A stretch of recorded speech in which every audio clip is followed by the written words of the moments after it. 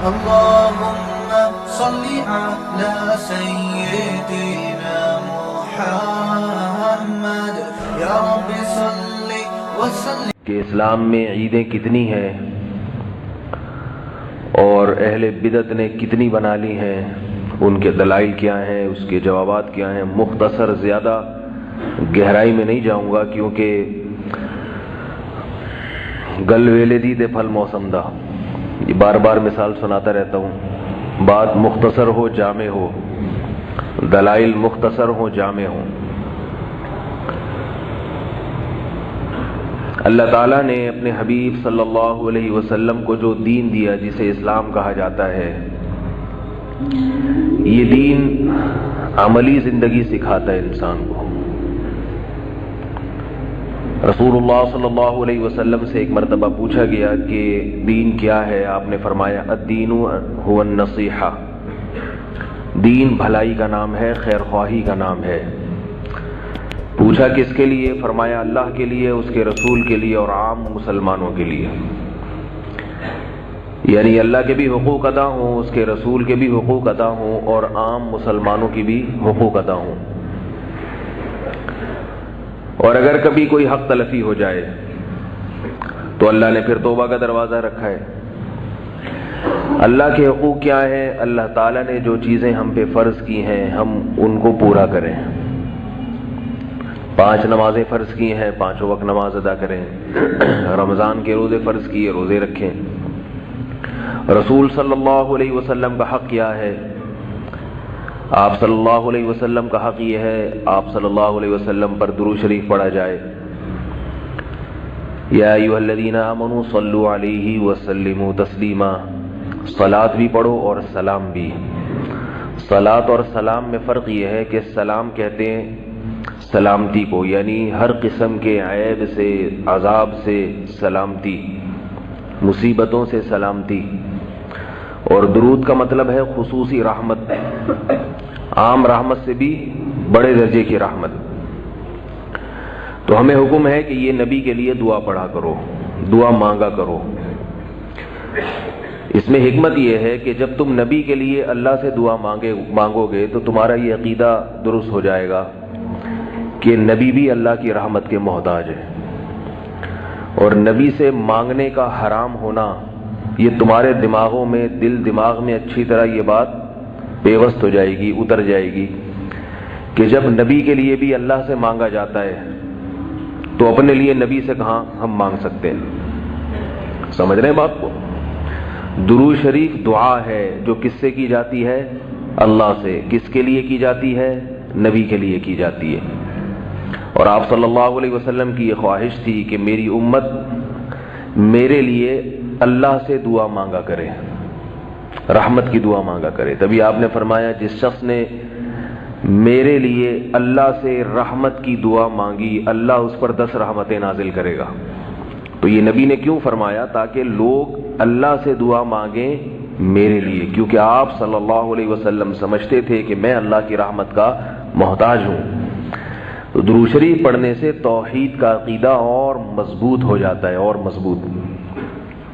تو اللہ کے رسول سے خیر خواہی ہے آپ صلی اللہ علیہ وسلم کے لیے درود پڑھا جائے. اللہ کے رسول کی خیر خواہی ہے کہ آپ صلی اللہ علیہ وسلم کی تعلیمات پر عمل کیا جائے. اللہ کے رسول سے خیر خواہی ہے کہ آپ کی تعریف میں مبالغہ نہ کیا جائے. مبالغے کا مطلب ایسی تعریف کہ اللہ اس کے رسول میں فرق ہی ختم ہو جائے، یہ غلو ہے. ایک صحابی آئے نبی صلی اللہ علیہ وسلم کے سامنے، بہت زیادہ تعریف کی آپ صلی اللہ علیہ وسلم کی.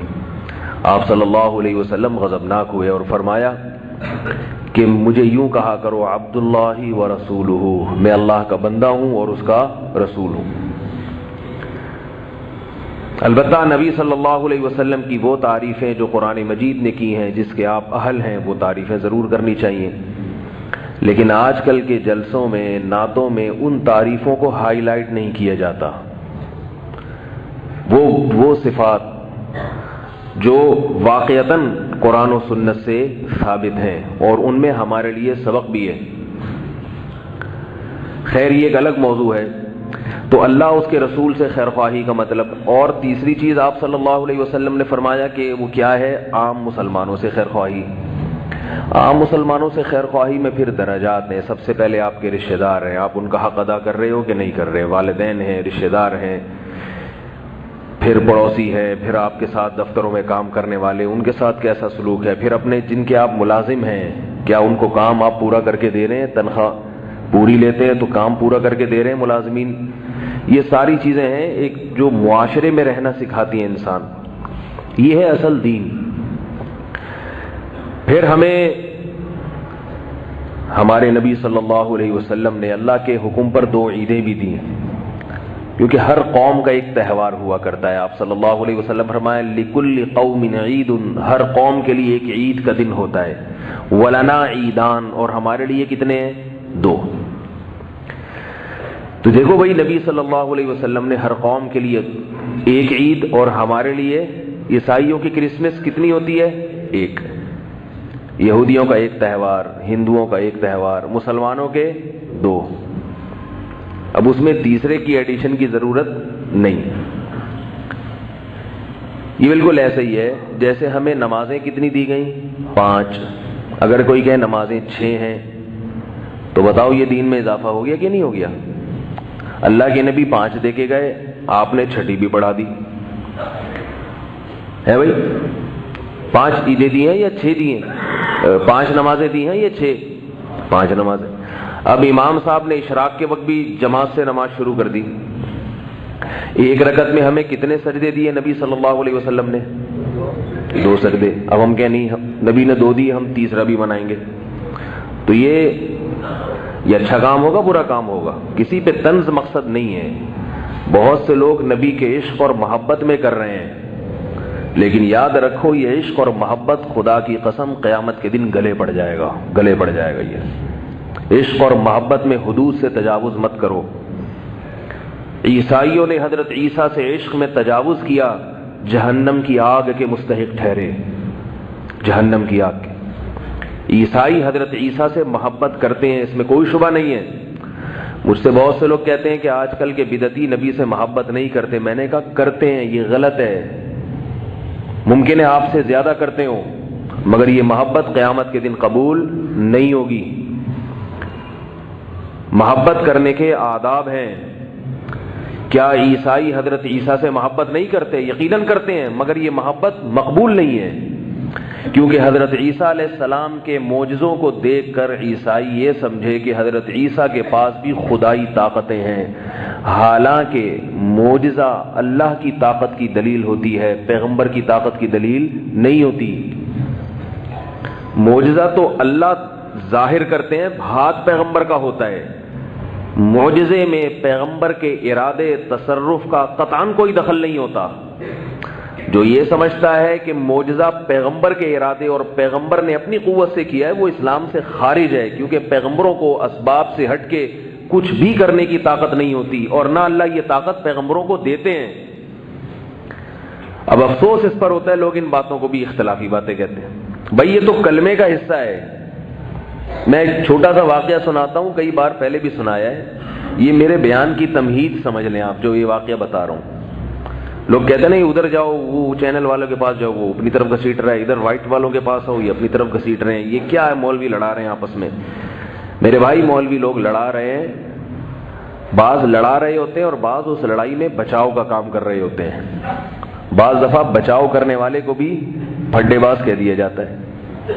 حضرت مفتی شفیع صاحب رحمہ اللہ تعالی سے کسی نے کہا کہ یہ مولوی لوگ اپنے آپ کو دین کا ٹھیکیدار کیوں سمجھتے ہیں؟ دین کا ٹھیکیدار کیوں سمجھتے ہیں کہ ہم سے پوچھو، ہم جو کہہ رہے ہیں وہ صحیح ہے. انہوں نے فرمایا ٹھیکیدار نہیں، چوکیدار. ٹھیکیدار میں اور چوکیدار میں فرق ہے. ٹھیکیدار وہ ہوتا ہے جس نے ٹھیکہ لیا ہوا، اس کی مرضی سے ہوگا. چوکیدار وہ ہوتا ہے کہ ہوگا اللہ کی مرضی سے، لیکن یہ چوکیداری کر رہا ہے کہ غلط چیز کو آنے نہیں دینا اندر. علماء کی 2 قسمیں ہوتی ہیں، علماء سوء اور علماء حق.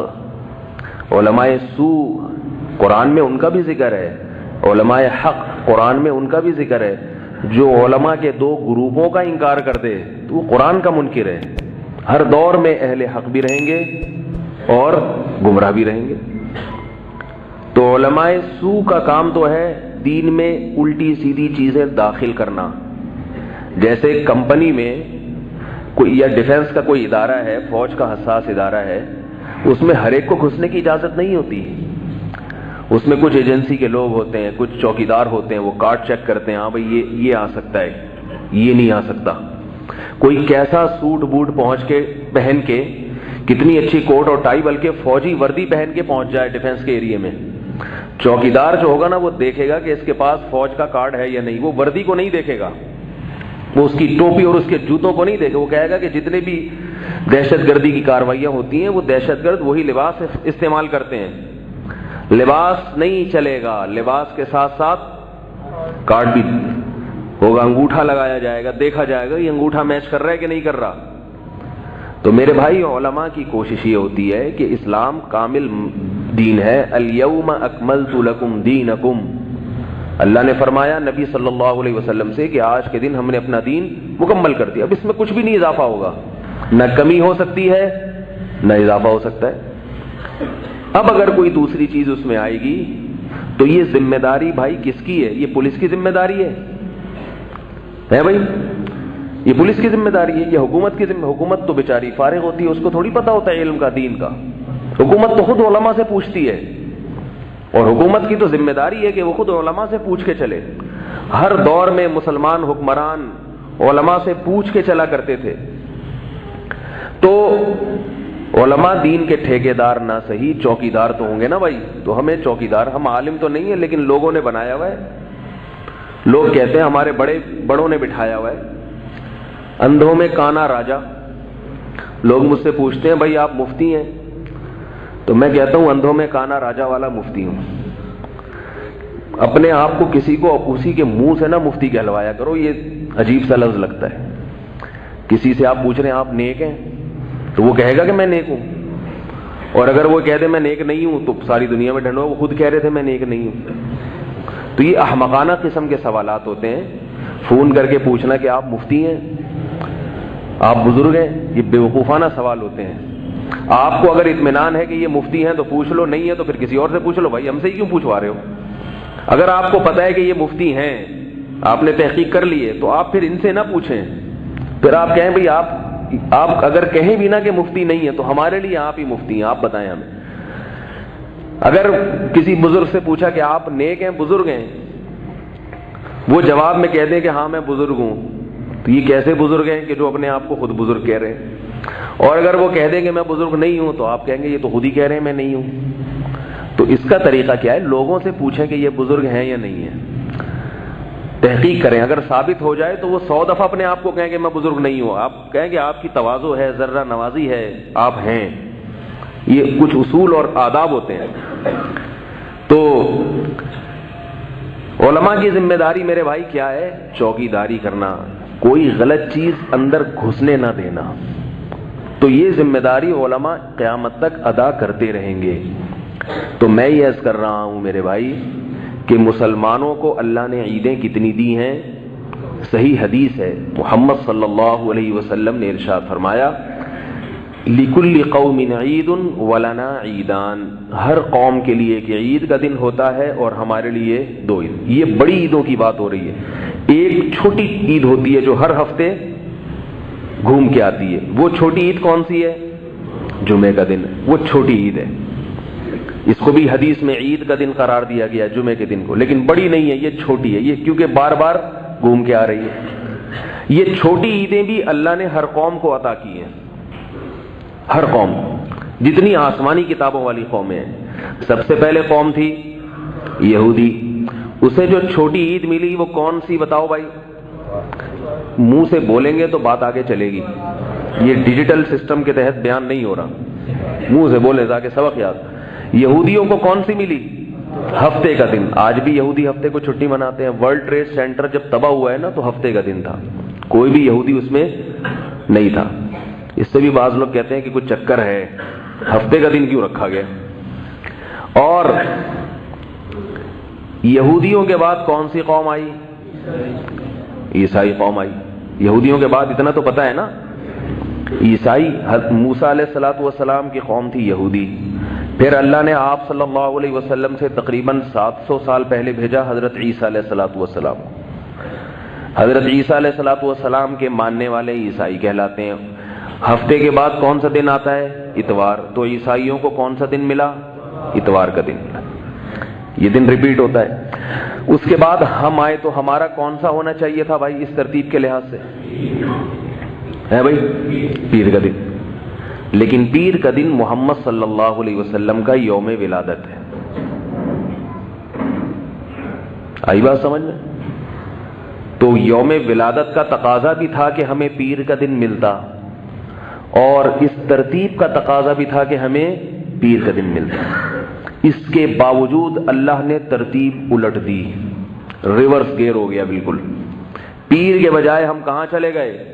پیچھے چلے گئے جمعے کے دن. شاید اس میں یہ حکمت تھی کہ نبی کا یوم ولادت کو عید نہ سمجھو. آئی بات سمجھ میں؟ لوگ یہ کہہ سکتے تھے کہ آپ صلی اللہ علیہ وسلم کی پیدائش چونکہ پیر کے دن ہوئی ہے اس لیے ہمارا جمعہ پیر کے دن ہوا کرے گا. منع کر دیا. اسلام کسی کے دن منانے کی اجازت نہیں دیتا. یوم ولادت منانا یہ سالگرہ ہے. دیکھو اچھا یہ پہلے ایک بات مکمل کر لوں پھر آگے چلتا ہوں. دوسری بات یہ کہ بعض لوگ یہ کہتے ہیں کہ آپ صلی اللہ علیہ وسلم نے پیر کا دن منایا ہے. آپ صلی اللہ علیہ وسلم پیر کے دن روزہ رکھتے تھے. یہ دلیل بھی دیتے ہیں بعض لوگ. صحیح بخاری کی حدیث ہے کہ آپ صلی اللہ علیہ وسلم پیر اور جمعرات کا روزہ رکھتے تھے. پیر کا روزہ رکھتے تھے تو پوچھا گیا، فرمایا یہ میری ولادت کا دن ہے اس لیے روزہ رکھتا ہوں. تو بعض لوگ یہ کہتے ہیں کہ دیکھو نبی نے اپنے ولادت کا دن منا لیا نا. آ رہی ہے؟ مولوی صاحب کی بات 10-15 منٹ تک تو سب کی سمجھ میں آتی ہے، اس کے بعد سب آہستہ آہستہ سونا، سگنل غائب ہونا شروع ہو جاتے ہیں. تو سگنل ذرا پوری توجہ کے ساتھ بحال رکھیں اپنے. وہ کہتے ہیں، بعض لوگ یہ کہتے ہیں کہ پیر کا دن رسول اللہ صلی اللہ علیہ وسلم نے منایا ہے تبھی تو روزہ رکھا. یہ منانا ہی تو ہے. اس کا جواب سنیں، کسی بھی دن کو سیلیبریٹ کرنا یا منانا روزہ رکھ کے نہیں ہوتا. سیلیبریٹ کرنا یا منانا یہ ہمیشہ کھانے پینے سے ہوتا ہے. آج تک دنیا کی کوئی ایسی قوم نہیں گزری جو روزہ رکھ کے خوشی منا رہی ہو. نہ مسلمانوں میں ایسا ہوتا ہے نہ یہودیوں میں. کسی بھی خوشی کے موقع پر دیکھو بھائی، آپ کے بیٹے کی ولادت ہوئی، خوشی ہے نا، روزہ رکھتے ہو یا بکرے کاٹتے ہو؟ کھاتے پیتے ہو یا کھاتے بھی ہو کھلاتے بھی ہو؟ اور حدیث میں بکرے کاٹو، دمبے کاٹو، گائے کاٹو، عقیقہ کرو. خوشی کا موقع ہے تو ہم کیا کرتے ہیں اس میں؟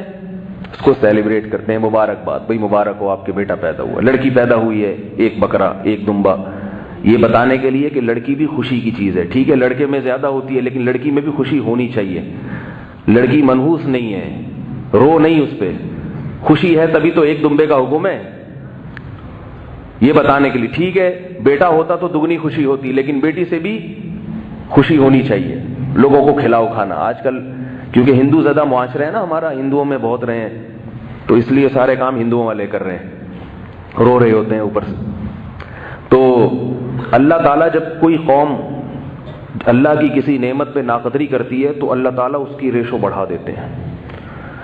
آج کل کیا ہو رہا ہے کہ لوگ نسل کو روک رہے ہیں کہ ہم سے بچے پلتے نہیں ہیں. اس کا نتیجہ نکلا اللہ بیٹیاں دینا شروع کرتے ہیں دھڑا دھڑا.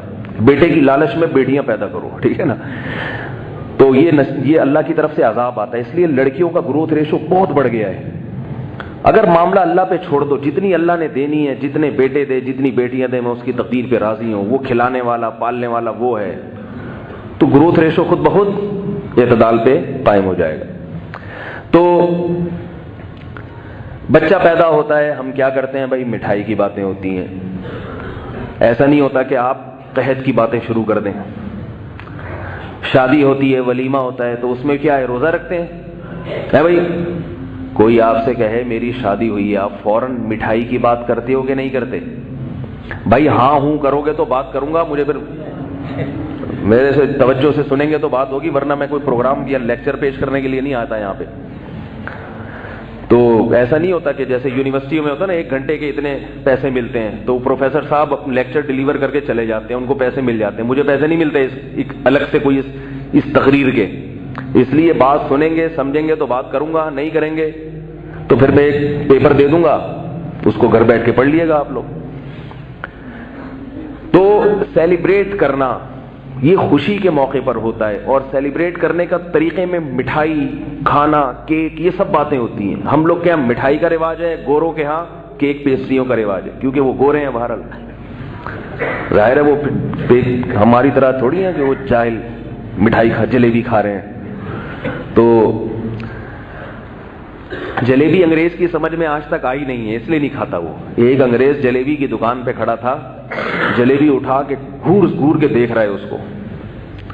کسی نے جلیبی والے نے پوچھا کیا دیکھ رہا ہے بھائی، لینا ہے؟ کہہ رہا ہے میں یہ دیکھ رہا ہوں اس کی یہ پائپ ہے گھوما ہوا، دونوں طرف سے یہ پائپ کا منہ بند ہے، اس میں شیرہ گھسایا کہاں سے ہے؟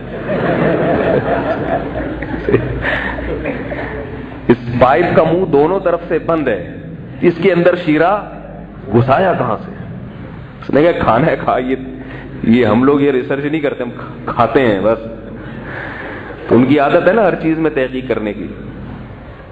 تو سیلیبریٹ جب بھی کیا جاتا ہے، مبارکباد جب بھی دی جاتی ہے، کھانے پینے کی باتیں ہوتی ہیں، مٹھائی کی باتیں، بریانی کی باتیں، ہو جائے بھائی 1 بوتل ہو جائے، میچ جیتیں آپ تو لوگ کہتے ہیں یار پھر ہو جائے کولڈ ڈرنک. یہ نہیں کہ یار ایسا کرو رات کا کھانا بھی ناغا کر دو. تو آپ کی شادی ہوئی، ولیمہ ہے، اس میں آپ روزہ رکھواتے ہیں لوگوں سے یا کھلاتے ہیں؟ تو آپ خوشی میں کبھی بھی یہ نہیں ہوتا کہ کھانے کا ٹائم ہو اور کھانا چھوڑ دیں آپ خوشی میں، بلکہ ڈبل کھاتے ہیں. بولتے ہیں آج تو خوشی میں 3 پراٹھے کھا گیا، پتہ ہی نہیں چلا مجھے، کہتے ہیں نا. تو عجیب بات ہے رسول اللہ صلی اللہ علیہ وسلم. اچھا عید کے دن دیکھو، عید میں اسلام میں جو عیدیں ہیں، عید الفطر، عید الاضحیٰ، اس میں روزہ رکھنا حرام قرار دے دیا. حرام. شیطان روزہ رکھتا ہے. کیوں؟ اس لیے کہ اگر آپ اس دن روزہ رکھیں گے تو سیلیبریٹ نہیں کر سکتے اس کو، پھر وہ عید نہیں رہے گی، وہ خوشی منانا کا عنصر ختم ہو جائے گا، اس میں منا نہیں سکتے پھر آپ اس کو. تو اس لیے عید کے دن، کیونکہ اللہ نے آپ کو ایک خوشی منانے کا تہوار دیا، آپ روزہ رکھیں گے، اس کا مطلب ہے آپ اللہ کے تہوار پر راضی نہیں ہیں. بقرعید میں تو عید کا دن تو ایک ہے، لیکن روزہ 13 ذی الحجہ تک حرام کر دیا، 10، 11، 12، 13. کیوں حرام کر دیا؟ اس لیے کہ سیلیبریٹ کرنے کے لیے آپ کو چوتھے دن بھی کھانا پڑتا ہے. بعض دفعہ گوشت کاٹا ہے آپ نے تو ایام اضحیہ تو 3 دن ہے قربانی کے، لیکن وہ 3 دنوں میں اتنا گوشت ہوتا ہے کہ چوتھا دن بھی وہ جتنا بھی صدقہ کر لو کچھ نہ کچھ چوتھے دن بھی چلتا ہے.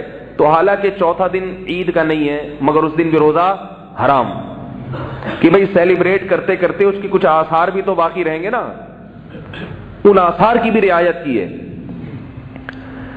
تو یہ بار بار بتایا جا رہا ہے کہ خوشی کا دن کھانے کا ہوتا ہے. اسلام میں جہاں بھی خوشی کی بات ہے کھانے کی بات ہے، جہاں بھی خوشی کی چیز کھانے کی بات آئے گی لازمی. تو اب یہ دیکھو میرے بھائی کہ نبی صلی اللہ علیہ وسلم نے پیر کے دن روزہ رکھ کے بتا دیا کہ آپ اس دن کو سیلیبریٹ نہیں کر سکتے. اس کو منانا نہیں ہے بلکہ منانے کا اپوزٹ ہے. ایک تو ہوتا ہے نا نارمل حالت میں ہو انسان، تو وہ تو ہم نہ منانا کہیں گے نہ منانا کہیں گے. کیا خیال ہے بھئی؟ آپ ہفتے کے دن کھا رہے ہیں پی رہے ہیں، آپ کہہ رہے ہیں کہ آج کوئی دن منا رہے ہیں، کہہ رہے ہیں نہیں. تو کیا غم منا رہے ہیں؟ کہہ رہے ہیں نہیں، غم بھی نہیں منا رہا کیونکہ کھا بھی رہا ہوں میں. غم میں انسان کھانا چھوڑتا ہے، خوشی میں ڈبل کھاتا ہے. تو نہ تو سیلیبریٹ کیا اور نہ آپ نے سیلیبریٹ کا اپوزٹ کیا، یعنی جس دن نارمل روٹین ہے اور جس دن روزہ رکھ لیا، اس کا مطلب آپ سیلیبریٹ نہیں کر رہے. میں یہ نہیں کہہ رہا غم منا رہے ہیں آپ، لیکن یہ سیلیبریٹ کی اپوزٹ ہو گئی، یہ منانے کا کیا ہو گیا؟ الٹ ہو گئی، یہ ضد ہے. تو آپ صلی اللہ علیہ وسلم نے پیر کے دن روزہ رکھ کے یہ بتا دیا کہ نہ صرف یہ کہ یہ سیلیبریٹ نہیں کرنا بلکہ یہ سیلیبریٹ کا الٹ ہے. یہ تو شاید یہ بتانے کے لیے اللہ تعالیٰ کو تو معلوم تھا نا کہ بعد میں ایسے لوگ آئیں گے جو اس کو سیلیبریٹ کریں گے، اس کو منائیں گے، ناچیں گے، گائیں گے، اور وہ اس قادری کے مشہور گانے چلیں گے. نعت کو میں گانا نہیں کہہ رہا، مگر ان کا جو اسٹائل ہے نا محترم کا، وہ گانوں جیسے اسٹائل ہے. تو اس اسٹائل کو کہہ رہا ہوں.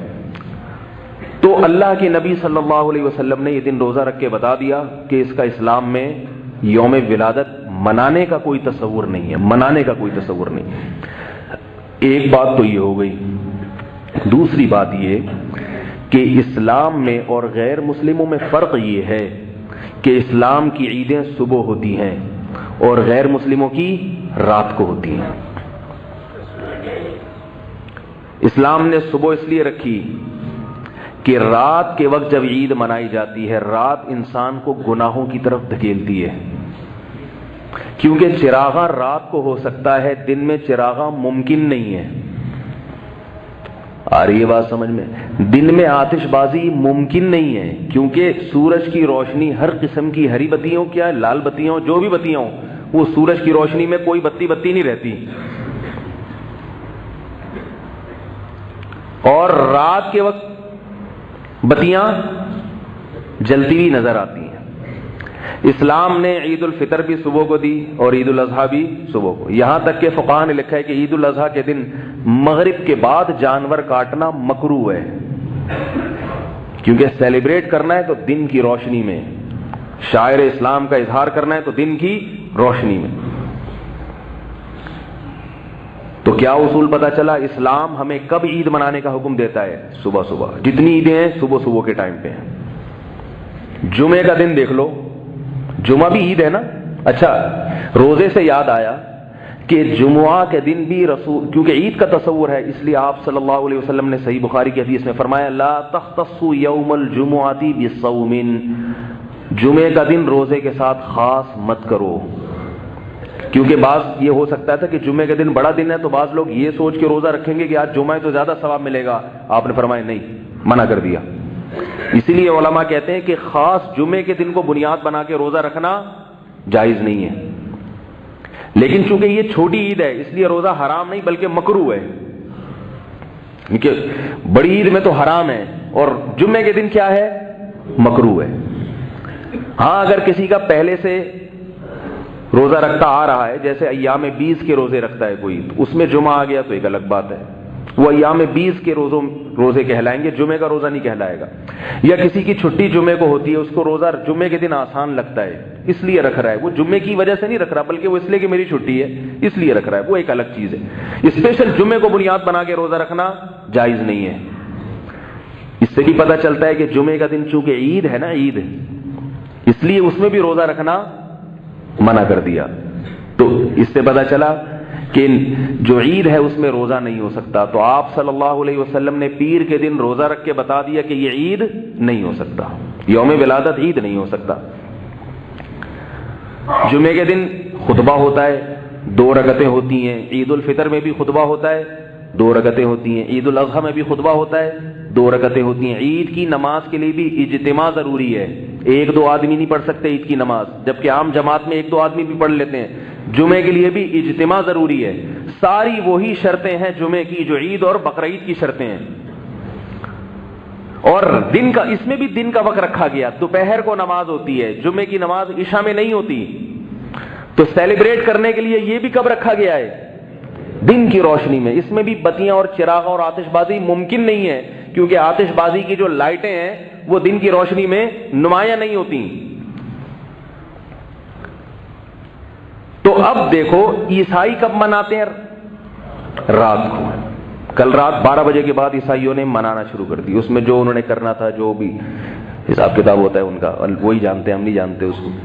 تو لیکن وہ سارے 12 بجے تیار شیار ہو کے، دھو دھا کے، نہا دھو کے نکل آتے ہیں سڑکوں پہ۔ اتنا ہم نے دیکھا ہے، ہمارے علاقے میں کوئی عیسائی تھے، تو ایک دن میں نے دیکھا کہ وہ پتہ نہیں کیا ہو رہا ہے، جب نہا دھو کے پتہ چلا 12 بجے کے بعد نکل رہے ہیں سارے۔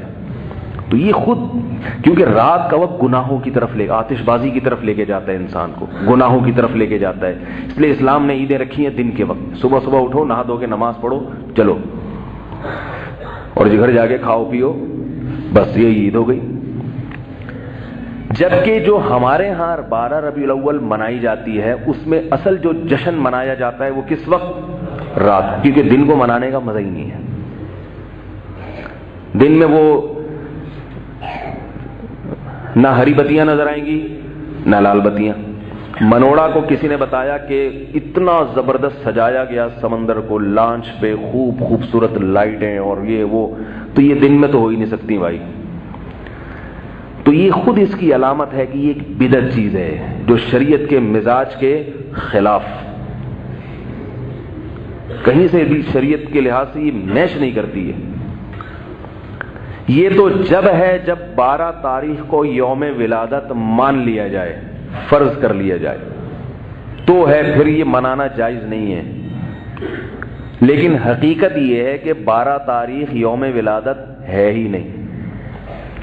حضرت عمر رضی اللہ تعالیٰ عنہ کے دور میں آپ نے دیکھا کہ صلح حدیبیہ میں جو درخت تھا نا، جس کے نیچے بیعت کی تھی صحابہ کرام نے، 1400 صحابہ نے موت پر بیعت کی تھی، تو وہ درخت بڑا مبارک تھا کیونکہ قرآن مجید میں اس کا تذکرہ آیا، اذ یبایعونک تحت الشجرۃ. اللہ راضی ہو گیا ان صحابہ سے جو آپ سے بیعت کر رہے تھے درخت کے نیچے. اب کیا ہوا، کیونکہ وہ بعد میں جب کمزور ایمان والے لوگ آئے تو وہ حضرت عمر نے پہلے ہی درخت کٹوا دیا تاکہ پوجا پاٹ نہ شروع ہو جائے. لیکن اب کچے ایمان والے جو ہوتے ہیں نا، جن کو عشق کا جنون تو ہوتا ہے مگر عشق کے آداب نہیں پتہ ہوتے ان کو. آج کل عشق ایسا ہے جیسے ایک پیر صاحب تھے، ان میں تواضع اتنی تھی کہ وہ اپنے جوتے کسی کو اٹھانے نہیں دیتے تھے.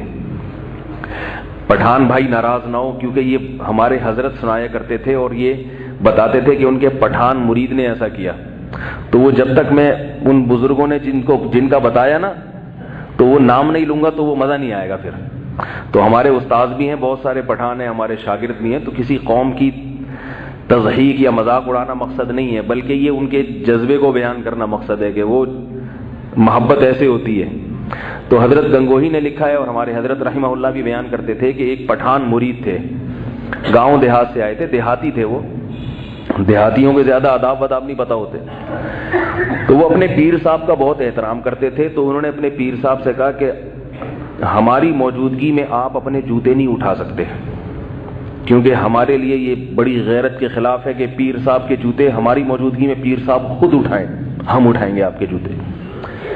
پیر صاحب کہتے تھے کہ ان میں تواضع اتنی تھی، پہلے زمانے کے پیروں میں کچھ تواضع بھی کافی زیادہ ہوا کرتی تھی.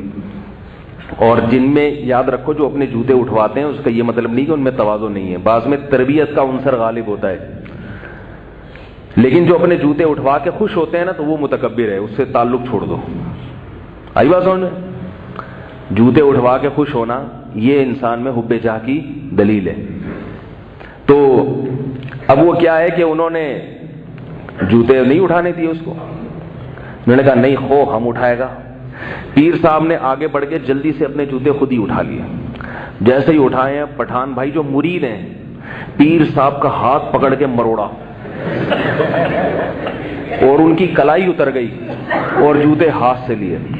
بولا جب تک ہمارے جیسا مرید زندہ ہے پیر صاحب آپ اپنے چپل خود نہیں اٹھا سکتے. ابے اللہ کے بندے، تو نے ان کا ادب تو کیا مگر ان کا بازو تو دیکھ، بازو توڑ دیا تو نے. عشق مصطفیٰ میں اتنا آگے چلے جانا کہ مصطفیٰ صلی اللہ علیہ وسلم ہی کو ناراض کر دینا، شریعت کی حدود اور اس کے ضابطوں کی دھجیاں اڑا دینا، یہ کہاں سے محبت ہے؟ یہ کون سی محبت ہے بھائی؟ تو جمعے کے دن بھی روزہ رکھنے کو منع کیا، یہ بتانے کے لیے کہ عید ہے. راتوں کو عیدیں نہیں منائی جاتی اسلام میں. اسلام کی عیدیں کب ہوتی ہیں؟ دن میں ہوتی ہیں. اور آخری بات یہ کہ 12 تاریخ رسول اللہ صلی اللہ علیہ وسلم کا یوم ولادت ہے ہی نہیں. لوگ مجھ سے پوچھتے ہیں اس کی دلیل کیا ہے کہ آپ یہ کہتے ہیں 12 تاریخ یوم ولادت نہیں ہے. بھائی دلیل اس سے پوچھی جاتی ہے جو دعویٰ کرتا ہے. جو کہہ رہے ہیں کہ 12 تاریخ ہے ان سے دلیل پوچھو کہ اس کی دلیل کیا ہے. آج یہی نہیں پتا ہوتا کہ دلیل. ایک آدمی آپ کے پاس آیا، ایک آدمی میرے پاس آئے اور کہنے لگے کہ آپ نے مولوی صاحب مجھ سے 1 لاکھ روپے لیے ہیں، واپس کریں. میں کہوں بھائی میں نے نہیں لیے. وہ کہے دلیل کیا ہے کہ آپ نے نہیں لیے ہے بھائی؟ وہ کہے اس کی کیا دلیل ہے کہ آپ نے نہیں لیے؟ اب میں دلیل تلاش کر رہا ہوں. میں 4 آدمیوں کو لے آیا کہ یہ 4 آدمی کہہ رہے ہیں میں نے آپ سے نہیں لیے. تو کہہ رہے جس وقت لیے تھے اس وقت یہ 4 موجود ہی نہیں تھے. پھر میں دوسرے 4 لے کر آیا, میں چوتھے 4 لے کر, ساری زندگی دلیل سے میں یہ ثابت نہیں کر سکتا. دلیل کا اصول یہ کہ جو دعویٰ کرے گا اس سے پوچھی جائے گی دلیل. ایک آدمی میرے پاس آ کے کہتا ہے کہ آپ نے 4 لاکھ روپے لیے ہیں, میں کہتا ہوں نہیں لیے. وہ کہہ رہے لیے ہیں, میں کہتا ہوں بھائی نہیں لیے. وہ کہتا ہے لیے, میں کہتا ہوں بتاؤ پھر کیا دلیل ہے, کون گواہ ہے تمہارے پاس؟ میں تو اقرار نہیں کر رہا. جب میں اقرار نہیں کر رہا تو پھر گواہ لے کر آؤ, اب میرا مطالبہ درست ہوگا. حدیث میں آتا ہے البینۃ علی المدعی والیمین علی من انکر. جو شخص دعویٰ کرتا ہے دلیل اس کے ذمے ہوتی ہے. بہت سے لوگ ہم سے پوچھتے ہیں کہ یہ جو قضائے عمری ہے اس کی دلیل کیا ہے. کہتے ہیں نا بھائی 20-20 سال نماز نہیں پڑھی تو اب قضائے عمری پڑھنا ضروری ہے. علماء کہتے ہیں نا, چاروں مذاہب کے علماء کہتے ہیں, حنفی بھی, مالکی بھی, شافعی بھی, حنبلی بھی, سارے 1400 سال میں جتنے بڑے بڑے فقہاء ہیں سب یہی کہتے ہیں کہ حتیٰ کہ علامہ ابن تیمیہ رحمۃ اللہ علیہ وہ بھی یہی کہتے ہیں کہ آپ کے ذمے بہت ساری نمازیں قضا ہو گئیں تو وہ پڑھے بغیر معاف نہیں ہوں گی. اب لوگ ہمیں پوچھتے ہیں کہ فلانے پروفیسر صاحب نے بیان کیا ہے, فلانے صاحب نے, انہوں نے کہا کہ قضا عمری کا اسلام میں کوئی تصور نہیں ہے.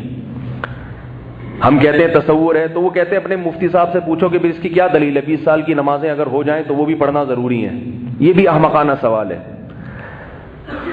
بھائی آپ دعویٰ کر رہے ہو کہ نماز پڑھے بغیر ذمے سے ساقط ہو جاتی ہے, تو آپ نے دعویٰ کیا ہے, آپ کوئی حدیث پیش کرو کہ نمازیں جب زیادہ ہو جاتی ہیں تو بغیر پڑھے معاف ہو جاتی ہیں. آپ کے ذمے دلیل پیش کرنا, یہ الٹی کہانی چل رہی ہے. اس لیے میں یہ کہتا ہوں کہ اس دور میں تفقہ اور بصیرت نہیں ہے, علم ہے. علم کچھ حدیثیں پڑھ لیتے ہیں لیکن وہ دماغ میں جو گہرائی ہوتی ہے, عمق ہوتا ہے, حدیث کو سمجھنا وہ نہیں ہے. اسی لیے ہم کہتے ہیں بھائی ان لوگوں کو چھوڑو, ان مجتہدین کے پیچھے چلو, ائمہ اربعہ کے پیچھے چلو جن کو اللہ نے اجتہادی صلاحیتیں دی تھی, ان کے پیچھے چلو. حدیث ان کے پاس بھی ہے, ان کے پاس بھی ہے. ان کی رائے اور ان کی رائے میں جب اختلاف ہوگا تو یہ نہیں ہے کہ ان کے پاس حدیث اور وہ رائے, بلکہ حدیث کا ایک مطلب یہ بتاتے ہیں اور ایک مطلب وہ بتاتے ہیں. یہ جو مطلب بتاتے ہیں وہ غلط ہے, وہ جو مطلب بتاتے تھے وہ صحیح ہے. تو یہ 2 رائے کا اختلاف ہے, اس لیے اس میں مجتہدین کی رائے کو ترجیح دینی چاہیے. تو خیر, جو یہ کہتے ہیں نا کہ 12 ربیع الاول رسول اللہ صلی اللہ علیہ وسلم کا یوم ولادت نہیں ہے, اس کی کیا دلیل ہے, تو ان سے آپ یہ پوچھا کریں کہ جو یہ کہتے ہیں کہ یہ یوم ولادت ہے, ان سے دلیل پوچھی جائے گی. ایک بھی صحیح حدیث پیش کر کے دکھا دیں جس میں آتا ہو کہ نبی کی وفات کب ہوئی ہے, 12 تاریخ کو ہوئی ہے. ایک بھی حدیث نہیں ہے. اتنا بڑا دعویٰ کر دیا, بات ختم ہو گئی. اب دکھائیں. اب یہ نہیں ہے, یہ دلیل نہیں ہوتی کہ فلانے نے فلاں کتاب میں یہ لکھا ہے کہ 12 تاریخ ہے, فلانے نے فلانے کتاب میں لکھا ہے کہ 12 تاریخ. تو کتاب میں لکھنے میں کتنا ٹائم لگتا ہے بھائی. ایک صاحب سے میں نے کہا کہ یہ جو نماز جنازہ کے بعد تم اجتماعی دعا مانگتے ہو یہ درست نہیں ہے, اس کو چھوڑ دو. وہ مجھے کہنے لگے اس کی کیا دلیل ہے کہ نماز جنازہ کے بعد اجتماعی دعا نہیں ہے. میں نے کہا نبی صلی اللہ علیہ وسلم نے کہیں بھی ثابت نہیں ہے کہ نماز جنازہ کے بعد مستقل آپ صلی اللہ علیہ وسلم نے دعا مانگی ہو. انفرادی کا بھی ثبوت نہیں ہے, اجتماعی تو بہت دور کی بات. کہنے لگے نہیں, یہ منع کہاں ہے, کون سی کتاب میں منع ہے, کون سی حدیث میں ہے کہ نہیں کرو. میں نے کہا تو حدیث میں یہ نہیں ہوتا کہ یہ نہیں کرو, بس جو کرنے کا حکم دے دیا اس کے علاوہ کے بارے میں یہی ہے کہ اس میں اپنی طرف سے اضافہ نہ کرو. ایک چھوٹی سی بات کر کے آگے چلتا ہوں. دیکھو آج کل ایک مسجدوں میں ایک نیا حساب شروع ہو گیا ہے. امام صاحب کیا کرتے ہیں کہ جنازہ کا اعلان کر دیا کہ نماز کے بعد جنازہ ہوگا, پھر اس جنازے سے پہلے دعا مانگنا شروع کر دیتے ہیں. یہ بھی بہت مسجدوں میں شروع ہو گیا حساب کتاب. ایک مسجد میں ظہر کی نماز پڑھتا ہوں, عموماً آتے ہوئے جب جامعہ سے آ رہا ہوتا ہوں تو ظہر میری راستے میں ہوتی ہے, تو وہ وہاں جنازے بہت آتے ہیں. روزانہ جب بھی دیکھو نماز پڑھ کے, وہ امام بھی نہیں ہے, مؤذن صاحب ہیں وہاں جو نماز پڑھاتے ہیں, نائب امام, وہ ہر جنازے سے پہلے دعا مانگ رہے ہوں گے, اے اللہ یہ جو انتقال ہو گیا ہے اللہ ان کی مغفرت کر دے. بھائی جنازہ اللہ نے رکھا کیوں ہے؟ اس لیے تو رکھا ہے کہ ان کے لیے کھڑے ہو کر اس مخصوص طریقے سے دعا مانگو. اس میں تاخیر ہو رہی ہے, اور وہ کیا ہے کہ یہاں ان کا اپنا پروگرام چل رہا ہے. تو یہ بھی بدعت ہے. کہیں آپ کو نظر آئے تو امام کی عزت اور احترام کے ساتھ طنز نہ کریں, اس کے اوپر عزت احترام کے ساتھ اس کو پرچی پہ لکھ کے بھاگ جائیں وہاں سے. یہ بتا رہا ہوں, بھاگ جائیں وہاں سے. کیونکہ امام, اللہ نہ کرے, میں نے اپنے بعض لوگوں سے سنا ہے کہ اگر وہ پتہ چل گیا نا کہ آپ ہیں کیونکہ بعض تو ہوتے ہیں متواضع، وہ تو کہتے ہیں چلو اس نے ہماری غلطی پر مطلع کیا، لیکن بعضوں کی طبیعت میں، کیونکہ ہر طرح کی دنیا میں لوگ پائے جاتے ہیں، شرارت ہوتی ہے، پھر وہ آپ کو جمعے کی نماز میں نہیں معاف کرے گا. آپ کہیں بھی نظر آ گئے نا، پورا بیان آپ کے اوپر ہو جائے گا کہ آج کل لوگ آتے ہیں پرچی پکڑا کے بھاگ جاتے ہیں، ایسا بھی ہوتا ہے. پھر امام کی اور عظمت دل میں خراب ہوتی ہے، اسی کے پیچھے نماز بھی پڑھتے ہیں، پھر اسی کی دل میں برائی آئے تو یہ نماز بھی خراب ہوتی ہے اس سے انسان کی. تو اس لیے ہمارے حضرت مفتی رشید احمد صاحب رحمہ اللہ فرماتے تھے کہ امام کو کسی غلطی پر متنبع کرنا ہو، پہلے تو علماء سے پوچھ لو کہ یہ غلطی ہے بھی یا نہیں ہے، ایسا نہ ہو آپ ہی غلطی پر ہو. تو کہیں آپ دیکھیں کہ امام صاحب فرض نماز کے بعد جنازے کے لیے دعائیں کروا رہے ہیں، اللہ ان کی مغفرت کر دے، ایسی ایسی دعائیں پورے نام لے لے کے. میں ایک مسجد میں نماز پڑھ رہا تھا، اپنی جماعت نکل گئی میری، وہ تھوڑا گرین شیڈ تھا ان میں، تو حیدرآباد کی بات ہے، تو میرے ساتھ میرا شاگرد بھی تھا. ہماری نماز نکل گئی، سفر میں تھے ہم نے، جب نماز پڑھ رہے تھے تو ہمیں امام صاحب کی دعا کی آواز آ رہی، اے اللہ ستار بھائی کی مغفرت کر دے، انہوں نے اتنے پنکھے لگائے ہیں مسجد میں، اے اللہ غفار بھائی نے یہ اے سی انہوں نے لگوایا، ان کی مغفرت کر دے. جو جس نے جہاں جہاں لگوایا سب کو ہائی لائٹ کیا جا رہا ہے. ہمارے لیے نماز میں ہنسی روکنا مشکل ہو گیا تھا، یار یہ کیا، یہ کوئی پروگرام چل رہا ہے، یہ دعا ہو رہی ہے، یہ سیاست ہے، یہ دعاؤں میں بھی سیاستیں چل رہی ہیں. تو اب کیا ہے کہ جنازہ تگڑا آ گیا، تگڑا جنازہ نا، جنازے کی بھی دو قسمیں ہوتی ہیں، ایک غریب غربا کا، چلو اے اللہ مغفرت کر دے، چلو بیٹا صحیح کافی ہے ہو جائے گی. ایک ہے ذرا کوئی سیٹھ صاحب کا جنازہ ہے، ذرا تگڑا قسم کا جنازہ. پھر وہ جنازہ تو اللہ نے تو سب کا ایک ہی جیسا رکھا ہے نا، اللہ نے جو مغفرت کی دعا اللہم اغفر لحینا ومیتنا وشاہدینا، وہ تو سب کا، اور بھی حدیث میں دعائیں ہیں، وہ تو سب کی ایک ہی جیسی ہیں. اس میں یہ نہیں دیکھا جاتا یہ 20ویں گریڈ کا آفیسر ہے یا کوئی چپڑاسی ہے، موچی ہے، سب ایکویلٹی، سب برابر نظام رکھا اللہ نے. اب اگر امام صاحب جنازہ پڑھائیں گے جو چندہ دیا کرتے تھے تو ان کا بھی شریعت میں ان کا بھی ویسا ہی ہے جو چندہ نہ دینے والے کا ہے، کوئی فرق نہیں. تو اب امام صاحب کیا کرتے ہیں کہ تھوڑا سا اپنی طرف سے تڑکا لگاتے ہیں تاکہ اس کے لواحقین کو پتہ چلے کہ ہم نے بھی دینا ہے، یہ سلسلہ ہمارا ختم نہیں ہونا چاہیے، ورنہ ہمارا بھی جو ہے نا وہ ہول سیل کے حساب سے ہو جائے گا جنازہ. تو وہ ریٹیل پرائس پہ جنازہ پڑھوانے کے لیے پھر امام صاحب نماز کے بعد پھر لمبی لمبی دعا مانگتے. جنازہ رکھا ہوا ہے، اسلام کہہ رہا ہے، شریعت کہہ رہی ہے کہ جنازے میں تاخیر مت کرو. نبی نے فرمایا حضرت علی سے 3 چیزوں میں تاخیر مت کرو. ان 3 چیزوں میں ایک کیا ہے؟ جنازہ.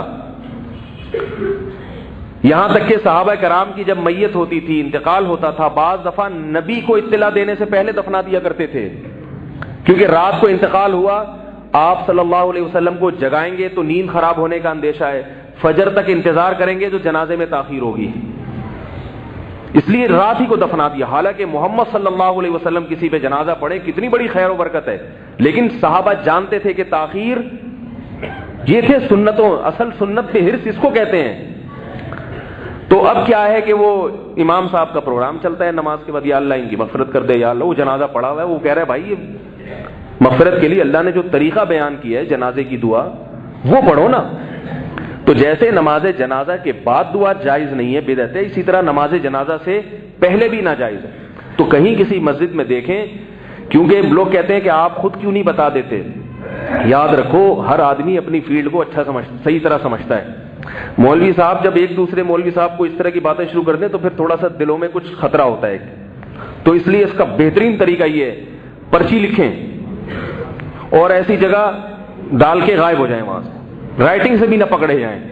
تو اس سے فائدہ ہوگا کہ وہ دیکھیں گے بھائی ذرا میں اس کی تحقیق کر لوں کیا واقعی ایسا ہے یا نہیں. ہر انسان سے خطا ہو سکتی ہے، میں کسی کی توہین نہیں کر رہا، مجھ سے بھی غلطیاں ہوتی ہیں، بعض دفعہ لوگ مجھے بتاتے ہیں، میں دیکھتا ہوں ہاں بھائی اگر یہ واقعی غلطی ہے تو میں اس سے رجوع کرتا ہوں، نہیں ہوتی تو بتا دیتا ہوں بھائی آپ کو غلط فہمی ہوئی ہے. تو کوئی بھی دنیا میں ایسا نہیں ہے جو ہے وہ دودھ کا دھلا ہوا ہو، اس سے کوئی خطا ہی نہ ہو سکتی ہو. تو کسی امام میں یہ غلطی دیکھیں تو طنز نہ کریں. ہمارے ہاں ہوتا یہ ہے کہ جب کوئی چیز سیکھتے ہیں تو جا کے پھر طنز شروع کر دیتے ہیں، وہ یہ کر رہے ہیں، وہ فلانے نے کہا تھا یہ بدعت ہے لہٰذا مولوی بدعتی ہیں.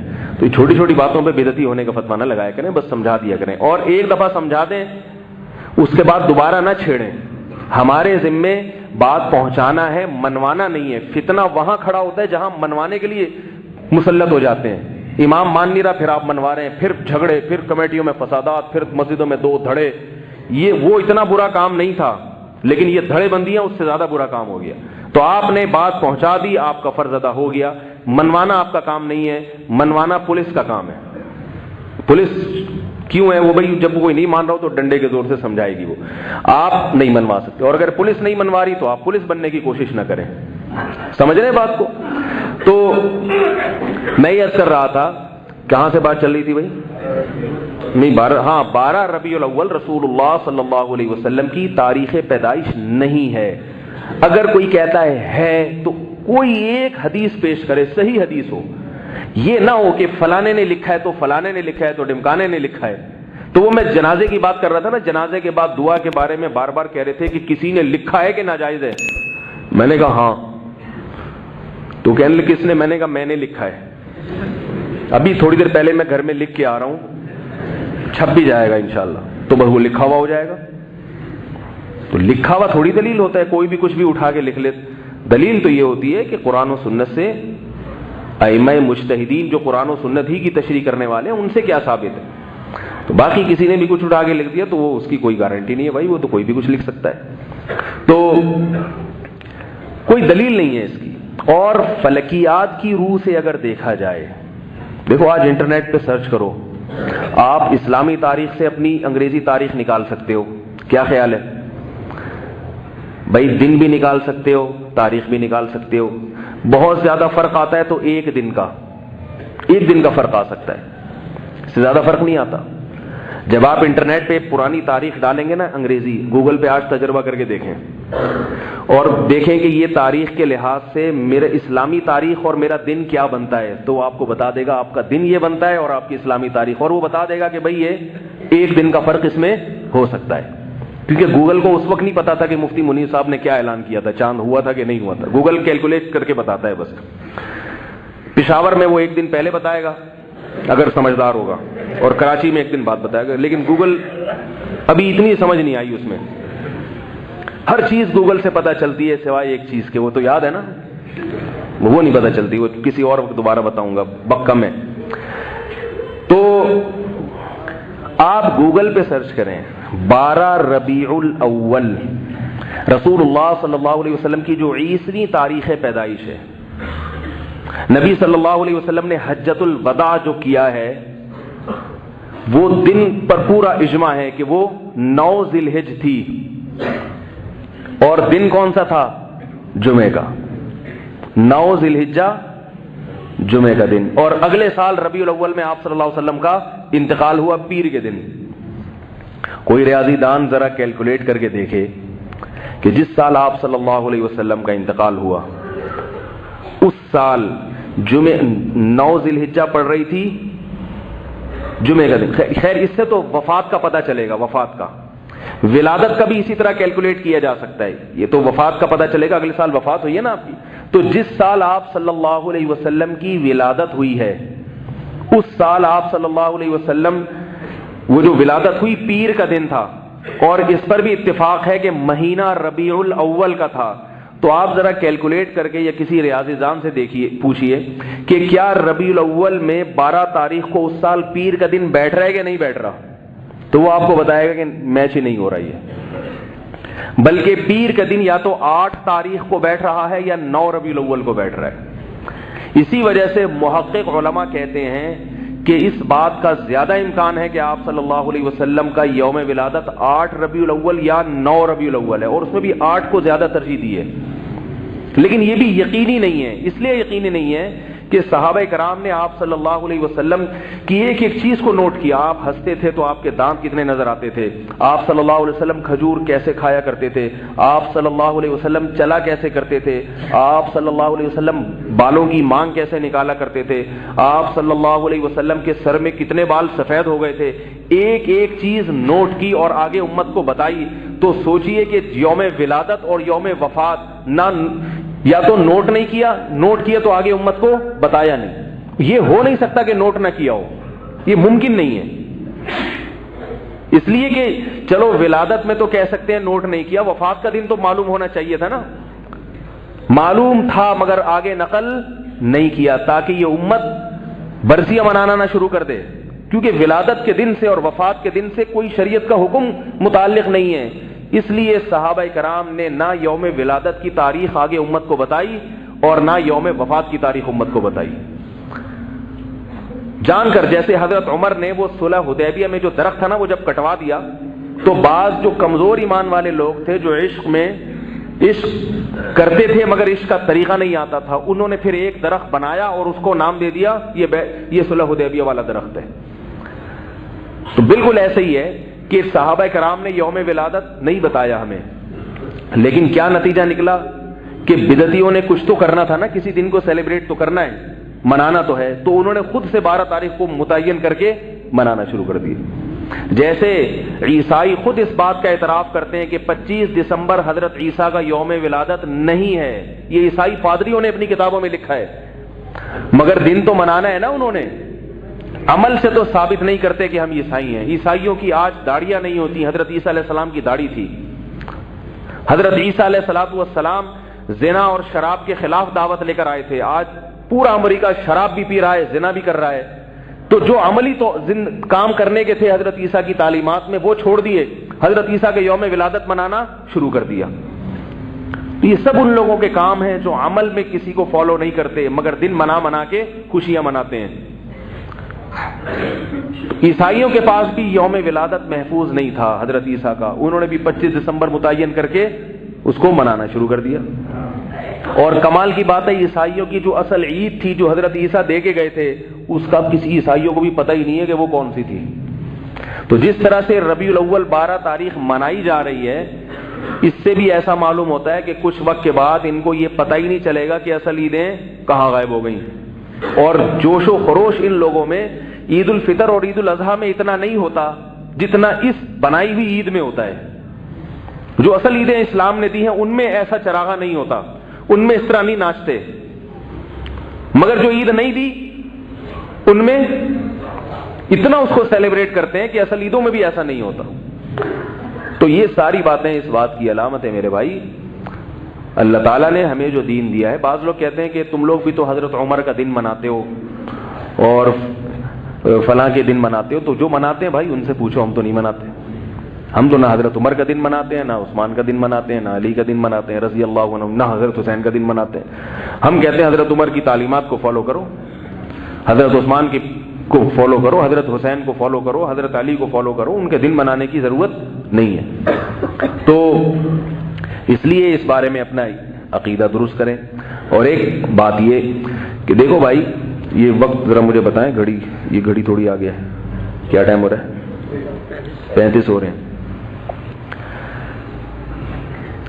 اب اس دن کیا ہوتا ہے کہ بہت سارے لوگ منانے کے مختلف اسٹائل ہیں لوگوں کے، کچھ تو بریک ڈانس پہ آ جاتے ہیں، نبی کی یاد میں ناچ رہے ہیں، باقاعدہ ڈانس ہو رہا ہے، اتنی بڑی بڑی داڑیاں اور پگڑیاں پہن کے ناچ رہے ہیں، کچھ رو رہے ہیں نبی کی یاد میں، ایسا رو رہے ہیں خاص طور پہ جب کیمرہ سامنے آتا ہے تو بہت زیادہ روتے ہیں، پھر وہ بہت زیادہ روتے ہیں۔ رونا دھونا یہ تنہائی میں اچھا لگتا ہے، مجمع میں رونا دھونا، ہمارے حضرت ایک شعر پڑھا کرتے تھے، اہل اللہ کی عادت کیا ہوتی ہے، دن گزارے ساز میں راتیں گزاری سوز میں، عمر بھر ہم دن میں بلبل شب میں پروانہ رہے۔ دن گزاری ساز میں، ساز کا مطلب خوش و خرم، راتیں سوز و گداز غم میں، یہ اہل اللہ کی عادت ہے، لوگوں کے سامنے مسکراتے چہروں سے اور تنہائیوں میں اللہ کے سامنے رونے والے۔ دن گزارے ساز میں راتیں گزاری سوز میں، عمر بھر ہم دن میں بلبل کی طرح چہکتے ہیں خوش و خرم، شب میں پروانے کی طرح آگ کے گرد، جیسے پروانے کی صرف ایک چیز ہوتی ہے آگ مل جائے، جل جائے گا آگ میں، تو اہل اللہ کیا کرتے ہیں، تنہائیوں میں پروانے کی طرح اللہ کی ذات کے گرد گھومتے ہیں۔ وہ جو مجمع میں زیادہ رو رہا ہے تنہائیوں میں نہیں روتا، وہ فراڈی ہے، 2 نمبر ہے۔ اور یہ بات سمجھ گئے نا کون مراد ہے؟ مجمع میں، اور یاد رکھو جو تنہائی میں ذکر نہیں کرتا، مجمع میں بیٹھ کے چیختا رہتا ہے ذکر اللہ، وہ بھی بدعتی ہے۔ حضرت عبداللہ ابن عباس رضی اللہ تعالی عنہ نے آخری عمر میں کچھ لوگوں کو مسجد میں زور سے ذکر کرتے ہوئے سنا. جتھا بنا کے بیٹھے ہوئے تھے, ذکر کر رہے تھے, ہوا لگے ہوئے تھے. حضرت عبداللہ بن عباس نابینا ہو گئے تھے. فرمائے کس کی آوازیں آ رہی ہیں؟ کہا ذکر کر رہے ہیں کچھ لوگ. خادم سے کہا پتھر اٹھا کے دو. اٹھا کے مارا ان کو. بولا ابھی رسول اللہ صلی اللہ علیہ وسلم کا انتقال ہوا ہے اور انہوں نے یہ بدعتیں شروع کر دی, ہم نے نبی کے وقت میں یہ بدعت نہیں دیکھی. اسپیکر آن کر کے ذکر ہو رہے ہیں. بھئی اللہ کو یاد کر رہے ہو یا پبلک کو پریشان کر رہے ہو؟ اللہ کو یاد کرو, تنہائی میں بیٹھ کے اللہ کا ذکر کرو. مسجد کے کونے میں بیٹھ جاؤ, جتنا مرضی ذکر کرنا ہے کرو. کس نے منع کیا؟ آج بعض مسجدوں میں کیا ہوتا ہے کہ وہ خاص طور پہ رمضان کی آخری راتوں میں وہ سارے جتھے بنا کے پورے محلے والے بیٹھے تھے, ہو ہا ذکر ہو رہے ہیں. کیا ہے یہ کون سا طریقہ ہے ذکر کا؟ بھائی کوئی غیر مسلم یہ منظر دیکھ کے اسلام قبول کرے گا؟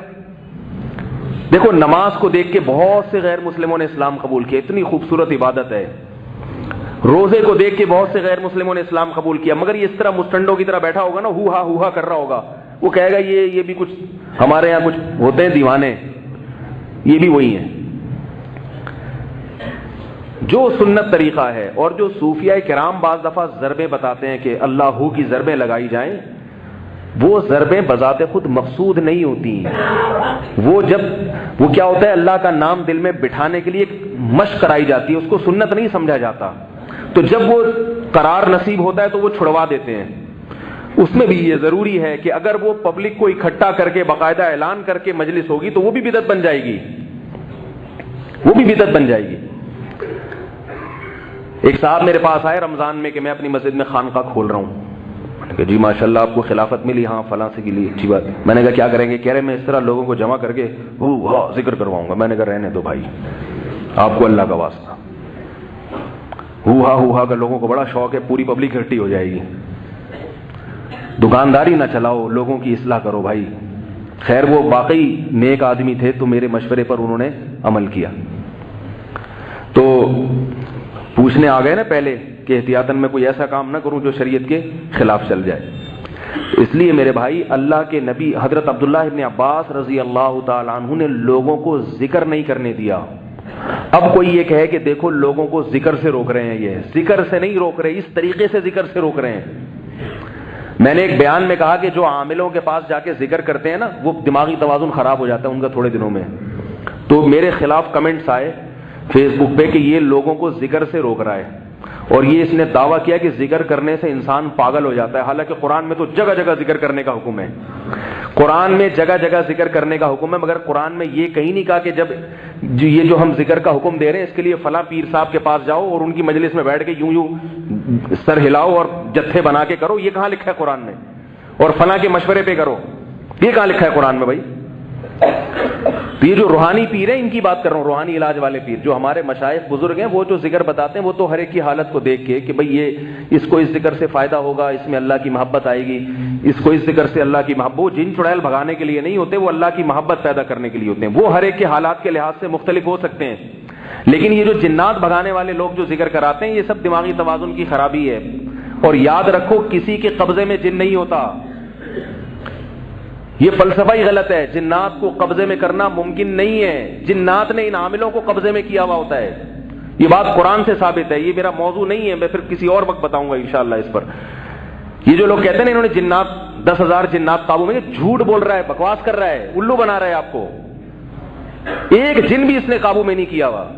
اور یہ جو لوگوں کو کہتا ہے نا تم نام بتاؤ, اپنی ماں کا نام بتاؤ, پھر یوں استخارے لڑاتا ہے, پھر کہتا ہے وہ فلاں پہ یہ ہے. کسی کے باپ کو بھی پتہ نہیں چلتا کہ کسی کی ماں کا نام سے اور باپ کے نام سے کہ کس پر کتنے جنات ہیں. ڈاکٹر آپ کی بیماری بتا سکتا ہے آپ کے نام اور آپ کے ابا کے نام سے. یہ بڑے بے غیرت ہوتے ہیں, بے شرم ہوتے ہیں, انہوں نے پہلے سے اس مریض سے تعلقات ہوتے ہیں, ان کو پتا ہوتا ہے وہ کیا کر رہا ہے, تو وہ آپ کو بیوقوف بنا دیتے ہیں اس کے بارے میں. کسی کو نہیں پتا چلتا کہ کس کی اماں کا نام کیا. میرے پاس لوگ بھیجتے ہیں میری امی کا نام, میرے چاچے کا نام, میرے ماں. میں نے کہا پتہ نہیں کیوں اپنے چاچے پورے خاندان کا نام کہہ رہے آپ بتا دیں ہم پہ کس نے کیا کیا ہے. بھائی تو اپنے چاچے کا نام مجھے کیوں بتا رہا ہے, ماموں کا نام مجھے کیوں بتا رہا ہے؟ کہہ رہے آپ بتا دیں. میں نے کہا کوئی بھی نہیں بتا سکتا کس نے کیا کیا ہوا ہے. یہ جھوٹ ہے, لوگوں کو الو بنانے کی باتیں ہیں بھائی. اپنے آپ کو بچاؤ ان بیوقوفوں سے. یہ اپنی بیوی کے بارے میں نہیں بتا سکتے کہ وہ اس وقت کہاں ہیں. ان کی بیویاں گھروں سے بھاگتی ہیں, ان کو تھوڑی پتا ہوتا ہے. جن کی بیویاں بھاگی ہوئی ہیں وہ ان کے پاس جا رہے ہیں کہ میری بیوی کہاں بھاگ کے گئی ہے, ذرا کچھ نکالو.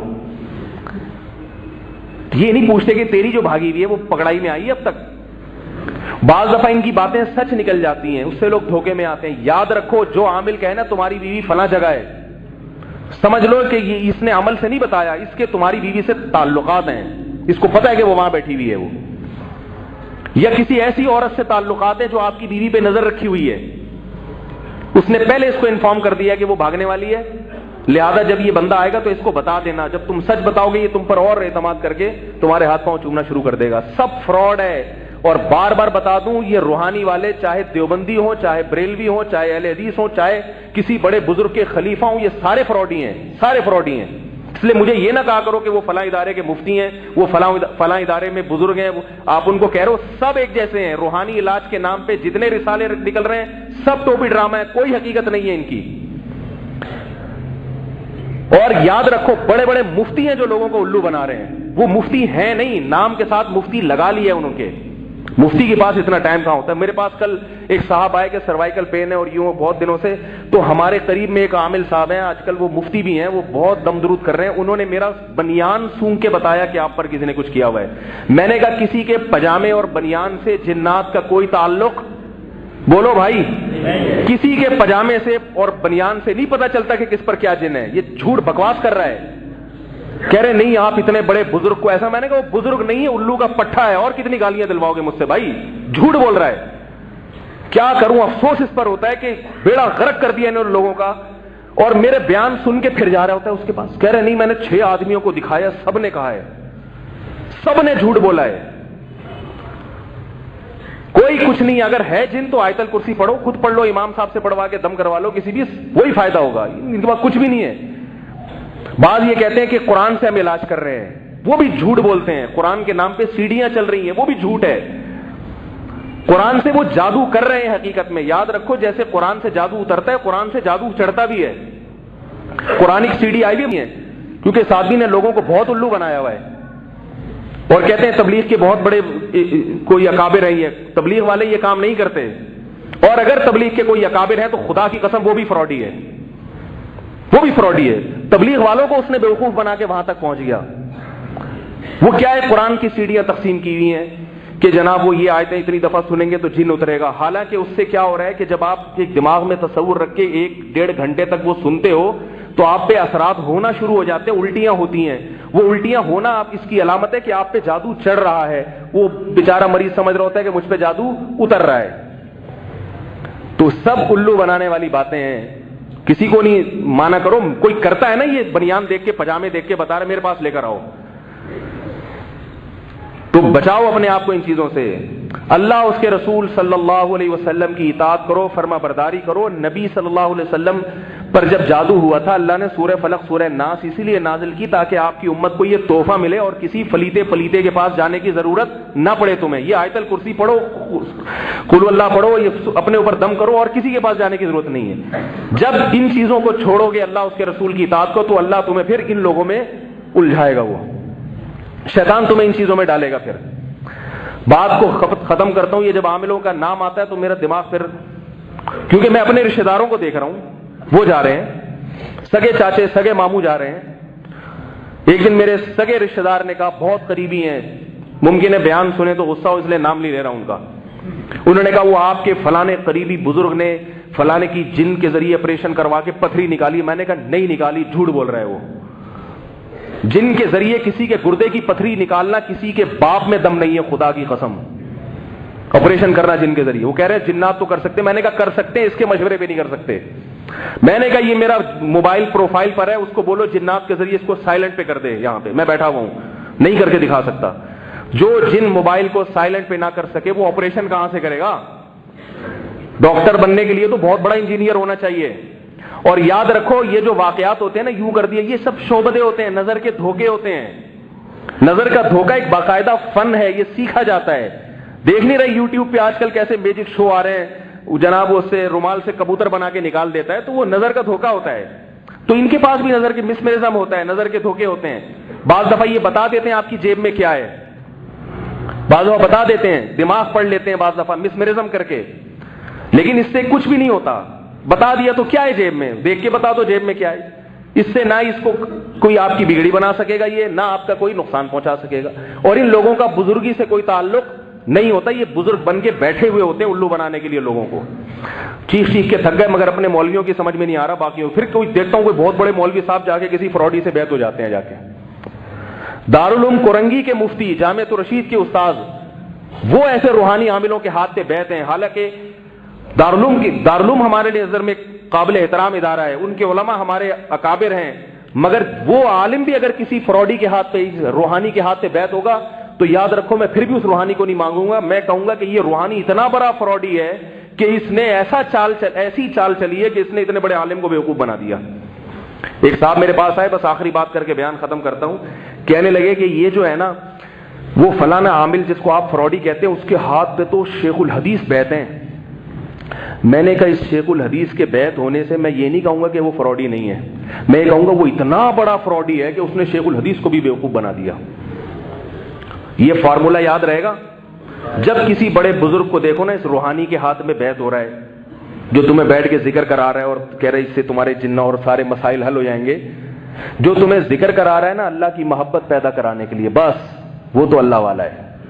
اور جو تمہیں کرانا نا یہ میرے سامنے بیٹھ کے یہ گھما لے، اس سے تیری بیٹی کی شادی ہو جائے گی، تو اس کی محفل میں اگر کوئی بہت بڑا شیخ الحدیث بیٹھ رہا ہے تو اس روحانی پیر سے پھر بھی متاثر ہونے کی ضرورت نہیں ہے. بولو یہ اتنا بڑا فنکار ہے کہ اس نے اتنے بڑے بزرگ کو بھی بیوقوف بنا دیا. بزرگی الگ چیز ہے، حماقت الگ چیز ہے. بعض نیک ہوتے ہیں مگر احمق ہوتے ہیں، اور بعض نیک نہیں ہوتے مگر عقل مند ہوتے ہیں. اس پر ایک واقعہ بھی سناؤں گا. ایک بہت بڑے عامل نے ایک ایسے آدمی کو جو اپنے آپ کو نیک بھی نہیں کہتا، اس کو بیوقوف بنانے کی کوشش کی. اس نے پکڑ لیا اس کو کہ تو الو بنا رہے ہمیں، اور جو بزرگ بیٹھے ہوئے تھے وہ بن گئے. دماغ کی صلاحیت ایک الگ چیز ہے، نیکی ایک الگ چیز ہے. ہر ذہین نیک نہیں ہوتا، اور ہر جو ہے نا بیوقوف، ہر گناہگار بیوقوف نہیں ہوتا. تو عقل ہونی چاہیے ان کمبختوں کو پکڑنے کے لیے. بنیان سونگ رہا ہے، پجامے سونگ رہا ہے تمہارے، بولے تو کیوں سونگ رہا ہے میرا بنیان، شرم نہیں آتی تجھے؟ اللہ تعالیٰ ہدایت عطا فرمائے. پھر